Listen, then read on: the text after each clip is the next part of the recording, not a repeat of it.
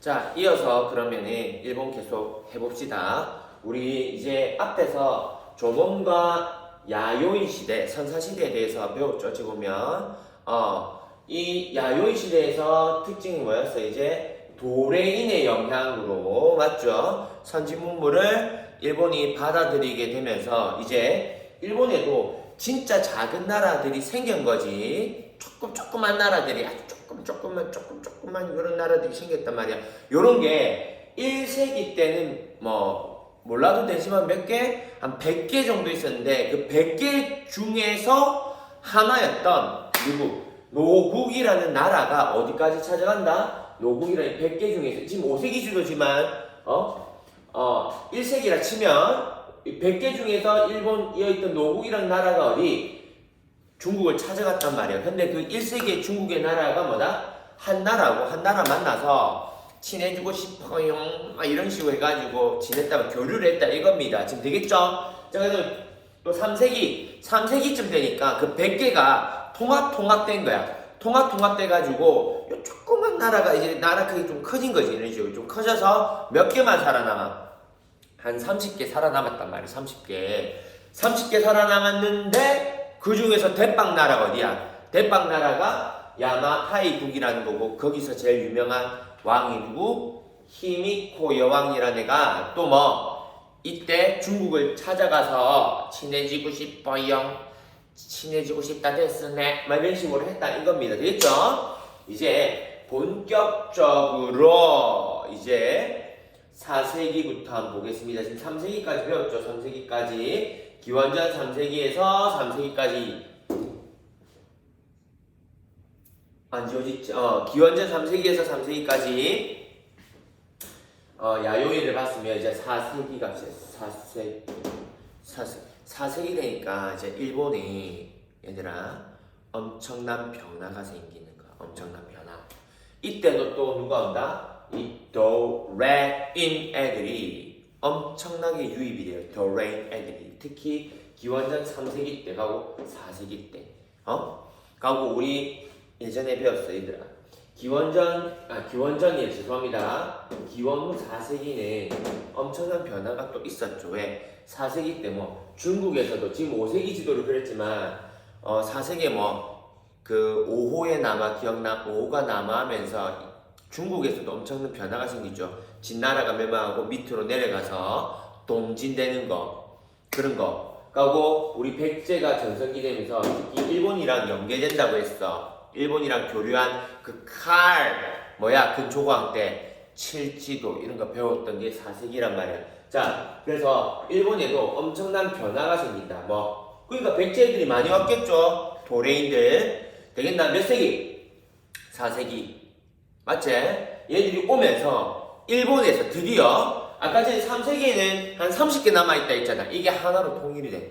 하나로 드디어 이제 일본에도 처음으로 최초의 통일 국가가 나온단 말이야. 그 통일된 이 국가를 뭐란다? 야마토에 수도를 두고 있어서 야마토 정권이라 불러. 야마토 정권. 참고로 야마토가 어디냐면 참고로 가르쳐 주려고 요 지도를 그린 거야. 여기가 어디냐면 여기만 중 여기. 그래서 요쪽 지역에 있던 도시 이름이 뭐냐면 야마토야. 지금의 나라라는 도시 들어봤는지 모르겠어. 나라. 오케이. 일단 야마토고 요쪽에 대표적인 도시들이 쌤 여러분 들어봤을 건데 오사카 안 들어봤나? 그리고 교토 들어봤니? 또 밑에 있는 게 뭐냐면 나라야. 나라라는 도시가 있어. 일본에. 그것까지 다 몰라도 되지만 그러니까 요쪽에 있던 도시가 뭐다? 야마토고 요쪽 지역을 중심으로 해서 이제 최초의 일본에도 통일된 국가가 처음으로 나오는 거야. 몇 세기에? 4세기. 진짜 나라다운 국가가 이제 처음으로 4세기에 처음 등장하는 거지. 이해됩니까? 4세기에. 자, 그러면은 얘들은 이제 뭐 이 백제나 이런 애들한테 이 도레인 영향으로 이제 뭔가 자기들도 뭔가 국가다운 모습을 갖춰 나가려고 노력을 해가는 거야. 얘들아, 노력을. 그 노력 중에 하나가 뭐냐면은 처음에 시성제도라는 걸 마련해. 시성제도. 시성이 뭐냐면 여러분 말 그대로 우리도 뭐 쌤이 구시인데 여러분 그런 거 있잖아. 김해, 김씨. 뭔지 알겠니? 뭐 예를 들면 또 안동 김씨. 쌤 같은 경우에 능성구시거든. 뭐 밀양 박씨. 뭐 이런 거 있잖아. 그게 시성제도로 생각하면 돼. 시성제도. 그러니까 이제 통일된 정권을 만들고 나서 있잖아. 얘들이 이제부터 일본 애들은 그러니까 제일 처음 시작할 때는 성이나 이런 제도도 없었던 거야. 쉽게 말하면 그런 게 없어서 이제 그때 당시 뭐 천황이지 얘가 그때 당시 지방에 사는 귀족을 갖다 우리는 전부 다 호족이라고 부르죠. 지방에 있는 애들을 자기 편으로 끌어들여야 되는데 자기 편으로. 그러면서 뭐다? 얘들한테 성을 준 거야. 성과 씨를 준 거야. 씨와 성을. 그래서 이걸 뭐라 한다? 시성제도라 불러요. 그래서 니는 예를 들면 우리나라도 똑같아. 우리나라도 그게 대표적으로 마련되는 게 특히 고려에서 그렇게 잘 마련됐거든. 고려에서 니 뭐 김치인데 김에 터를 잡고 있으니까 니 뭐다? 김에 김치 해라. 니는 밀양에 터가 있으니까 밀양이 고향이 보니까 밀양 박씨 해라. 이렇게 시작돼요. 실제로 똑같은 거지. 일본에도 그런 틀이 만들어지는 거야. 성과 이런 뭔지 알겠지? 자기 부족, 혈족의 개념을 강조해서 네가 어느 출신이고 이런 걸 강조하면서 이제 만들어진 게 시성제도예요. 그러니까 자기 편으로 만들어가는 거야. 이제 왜? 처음으로 통일정권이니까 지방에 있는 호족 애들 있죠. 지방에 사는 이런 귀족 애들이 많이 남아있을 거 아니에요. 그래서 뭐 야마토 정권이 이렇게 영토를 넓혀가면서 얘들을 자기 편으로 만들어야 될 거 아니야. 자기 편으로. 되니? 그래서 그런 식으로 썼던 제도가 뭐다? 가족 만들어버리면 되잖아. 가족 만들면. 그래서 활용했던 게 시성제도라는 게 시성제도. 어려울까봐 계속 얘기한다. 느낌 안 올까봐. 나중에 우리 고려시대 배울 거야. 고려시대 왕건도 이걸 적극 활용합니다. 왕건도. 왜? 자기가 왕씨잖아. 왕건이니까 왕씨잖아. 맞죠? 이 왕씨성을 갖다가 예를 들면 우리나라도 나중에 고려시대 가면 이런 거 활용해. 고려가 처음 시작은 여기서 출발할 거 아니니? 되니? 그러면서 뭐 고려 영토를 갖다가 계속 넓혀가니까 이 호족 애들이 지 말 안 들을 까이가 뭐 쉽게 말하면 뭐 이제부터 니는 내 가족이다. 니한테 내 왕시성을 준다. 이래가지고 왕시성을 막 뿌린 거야. 그니까 뭐니? 순식간에 뭐야? 가족 되잖아. 왕족 돼버리잖아. 그러니까 뭐고 반란 같은 거 일어날까 안 일어날까? 덜 일어나겠죠.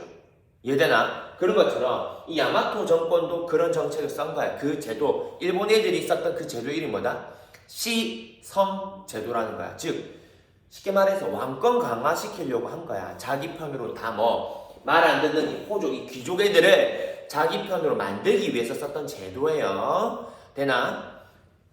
그렇게 중요하진 않은데 쌤이 설명을 이렇게 하는 이유가 우리나라에 등장하지 않는 생소한 개념이 너무 많이 나오니까 여러분 입장에서 뭐야 그냥 뭐 잘 모르니까 더 안 외워지고 이해도 안 되니까 더 거부감이 들잖아. 그래서 설명해 줍니다. 친근한 개념으로. 지금 이해되는지 모르겠어요. 자, 그 다음에 또 하나가 뭐냐면 전방후원분이라는 걸 만들어. 유적지로. 그게 뭐냐면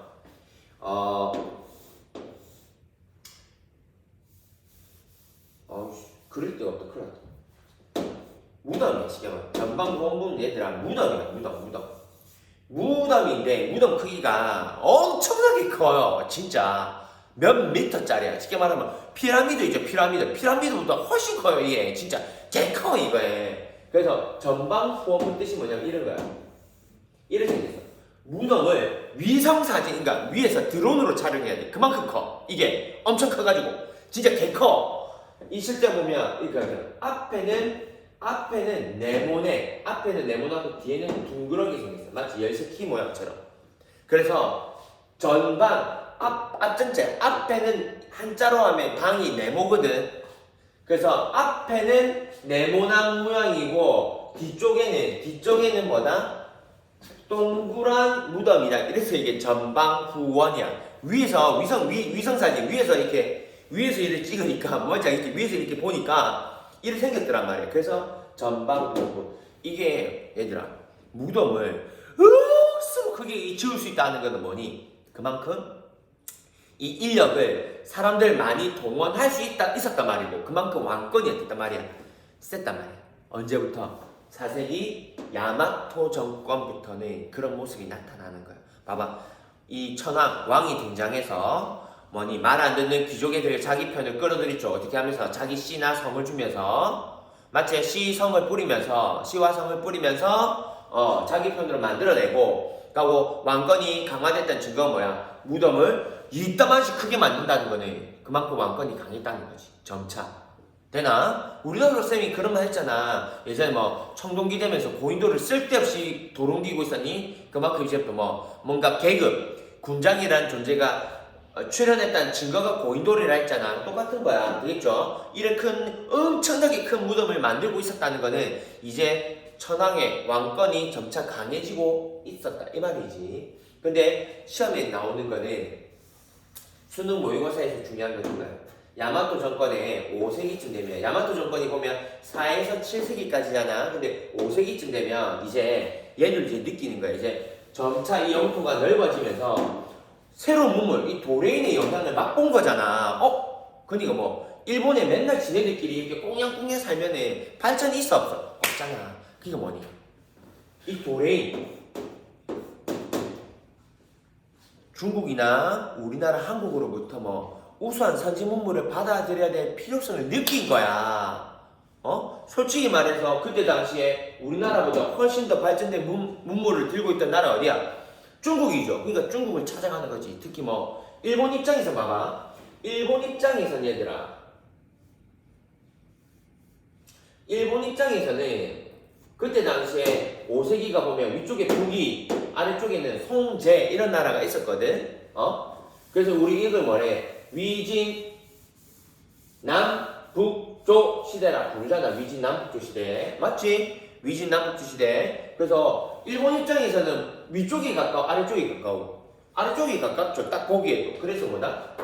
남쪽이랑 교류한 거야. 남쪽이랑. 그래서 중국 남쪽 나라랑 교류했다 이 말이에요. 남쪽 나라랑 교류했어.